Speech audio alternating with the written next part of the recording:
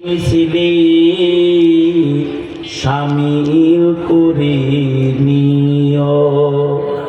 যেই মিছিলের নেতা আমির হামজা, যেই মিছিলের নেতা আমির হামজা, খোবাইব খাব্বাব খোদার ছিল যারা অতি প্রিয়, শামিল করে নিও। আমাকে শহীদ করে সেই মিছিলে শামিল করে নিও। যেই মিছিলের নেতা আমির হামজা, খোবাইব খাব্বাব খোদার ছিল যারা অতি প্রিয়, শামিল করে নিও। মরণ তো একদিন আসবেই জানি, মিনতি তোমার কাছে সেই মরণ আমায় দিও। আমাকে শহীদ করে সেই মিছিলে শামিল করে নিও। আল্লাহর কাছে বলবি, আল্লাহুম্মা রযুকনি শাহাদাতান ফি সাবিলিক। এটা একটা জীবনের গুরুত্বপূর্ণ দোয়া। এইটা যারা চতুর চালাক তারা জীবনভর কামনা করে গেছে। শেখুল হিন্দ রহমাতুল্লাহ আলাইহি মৃত্যুর আগ দিয়ে এসে একজন কইতেছে, হযরত আপনার উস্তাদের পাশে আপনার কবর রেডি করছি আমি। ছাত্র উস্তাদ চাঁদ সূর্যের মতো শুয়ে থাকবেন পাশাপাশি। কাসেম নানতুবি এটা কত বড় একজন আযীম শখসিয়ত, আর ওনার পাশে কবর। খবর শোনার পরে শেখুল হিন্দ কান্না শুরু করেছেন। সবাই বলে, শেখুল হিন্দ কান্দেন কেন? আপনি কি নিজের উস্তাদের পায়ের কাছে জায়গা পায় খুশি না? আরে জমানা যেমন সাহাবীদের জমানায় নবীর পাশে আবু বকর জায়গা পায় যেমন খুশি, নবীজির কদমের কাছে উমর জায়গা পায় যেমন খুশি, হুজ্জাতুল ইসলাম কাসেম নানতুবির কবরের পাশে জায়গা পায় তো তার শাগির্দরা কি খুশি। কিন্তু শেখুল হিন্দ বলে, অবশ্যই খুশি, কিন্তু আমার চাওয়া ছিল আমার রবের কাছে অন্য কোনোটা।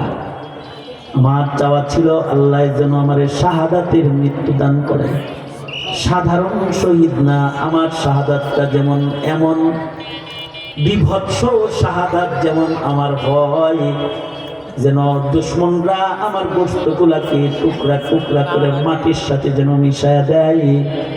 কবর দেওয়ার জানাজা পড়ার দেহ যেন কেউ খুঁজে না পায়। ময়দানে মাহশরে মহান রব্বুল আলামিন যখন বান্দাদেরকে ডাক দিবে, সবাই কবর থেকে দাঁড়াবে, আর আমার রক্তগুলা মিছিল করতে করতে, গোশতগুলা মিছিল করতে করতে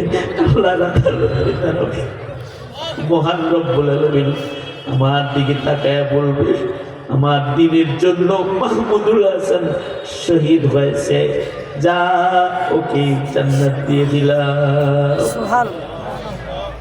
এই কারণে শেখুল ইসলাম আহমদ শফি রহমতুল্লাহ আলাইহি, কাসেম নানতুবি রহমতুল্লাহ আলাইহির মতো, শেখুল হিন্দের মতো ওনারা বুড়া বয়সেও শাহাদাতের মৃত্যু কামনা করেছে। নিজের চোখে দেখেছি নূর হোসেন কাসেমি রহমতুল্লাহ আলাইহি যখন হাঁটতে পারত না, ওই সময় হুইল চেয়ারের ভিতরে বসে মিছিলের আগে আগে চলেছে, যেন জালেমের কোনো বুলেট এসে যেন ওনার বুক যাত্রা করে আগে দেয়, আর ওনার নামটা যেন শহীদের দপ্তরে চলে যায়। শরীফ উসমান হাদি ওর বক্তব্যগুলো শুনে হৃদয় ফেটে রক্তক্ষরণ হয়। ও কামনা করতেছিল 50 বছর বেঁচে থেকে লাভ কি? শিয়ালের মতো 1000 বছর বাঁচার চাইতে তো সিংহের মতো 1 ঘন্টা বেঁচে থাকা ভালো। এই কারণে প্রতিটা মানুষের জীবনেই কামনা থাকবে শাহাদাতের মৌত। আর যদি কারোর কপালে কারোর খানদানে শহীদ হয়ে যায় কেউ, শহীদের মা বাপ হয়ে যায় কেউ, তো কাঁদবে না সে। বদর থেকে আল্লাহর রাসূল আসতেছে, এক মা এসে কয় আমার সন্তান কি শহীদ? কয় কেন? শহীদ হইলে আমি চোখের পানি মুছে ফেলবো, আমি আর কাঁদবো না, কারণ আমি জানি আমার শহীদ ছেলেটা আমাকে আল্লাহ জান্নাতে নিয়ে যাবে। রাসূল বলেন না ও কি শহীদ? নবীজি বলে হ্যাঁ শহীদ। মায় কয় এই যে চোখের পানি মুছলাম, আর কাঁদবো না, কারণ আমার ছেলে আমাকে জান্নাতে নিয়ে যাবে। খানদানের ভেতরে শহীদ চাওয়া, আলেম চাওয়া, খানদানের ভেতরে উসমান হাদি চাওয়া, খানদানের ভেতরে আসাদ নূর আর খুনি সন্ত্রাসী নাস্তিক মুরতাদ বেঈমান জন্ম না হয়, আল্লাহর কাছে এগুলো কামনা করা।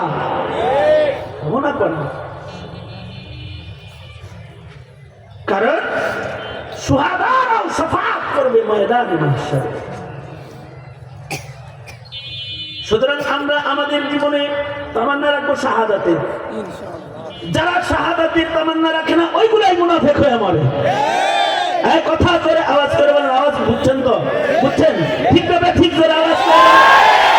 আমাদের জীবনে শাহাদাতের তামান্না থাকবে ইনশাআল্লাহ। বলেন ইনশাআল্লাহ। সন্তানদেরকে ওসিয়ত করব, জালেমের সামনে মাথা নত করবি না। আমেরিকা ইন্ডিয়াকে ভয় করার দরকার নেই, জালেমের বন্দুকের গুলিকে ভয় করার দরকার নেই। ভয় করবি কেবলমাত্র একমাত্র আল্লাহকে। সিংহের মতো বাঁচবি, শিয়াল কুত্তার হায়াত দরকার নেই। শিয়ালের মতো তুমি 1000 বছর বেঁচে না থেকে সিংহের মতো বেঁচে থাকো একদিন। ওপারের ডাকে সারা দিয়েও অমর হয়ে তুমি রবে চিরদিন।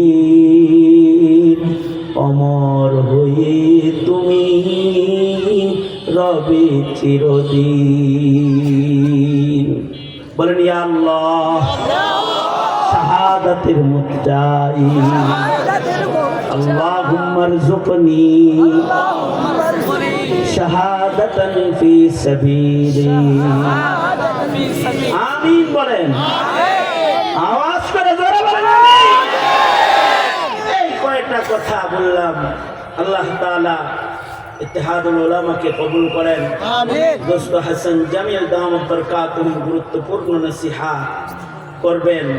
আর উলামা হযরতগণ আছেন, ওনারা নসিহত করবেন।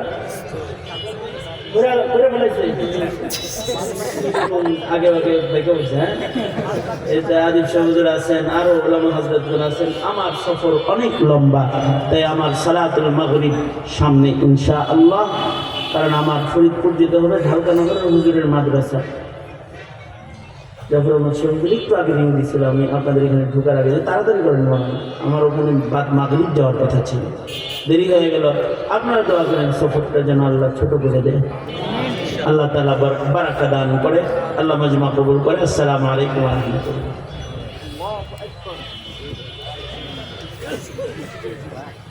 মাশাআল্লাহ, বারাকাল্লাহ, হাইয়াকাল্লাহ। সুলতানুল ওয়াইজিন, বাংলাদেশের সারা জাগানো বুজুর্গ বক্তা আল্লামা খালেদ সাইফুল্লাহ আইয়ুবী হাফিজাহুল্লাহ তাআলাকে আমাদের হৃদয়ের বয়ান ঝরঝর করে গেছেন।